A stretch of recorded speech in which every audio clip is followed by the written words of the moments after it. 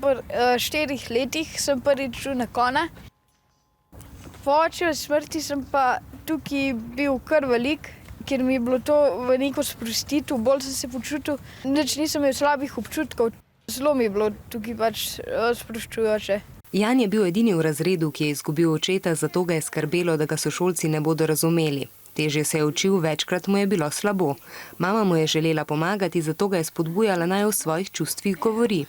Šel sem na pogovor v hospic, potem sem šel pa s hospicem na tabor Levje srčnih, to je tabor za vse žalujoče, ki so izgubili sorodnike. In tam so nas pa res zelo razumeli. Pred zadnji dan smo pisali pisma onim, ki so nam umrli, in pol smo to pismo vrgli v ogenj.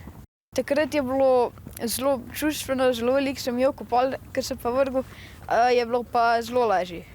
Kot da bi en breme v sebi vrgel.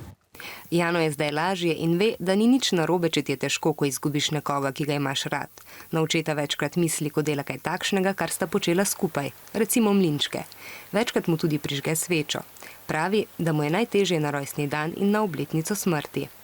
Pomembno je, da veš, da se moraš tudi zjokati, če se rabiš, pa da moraš se čim več pogovarjati o tistem, ki je umrl.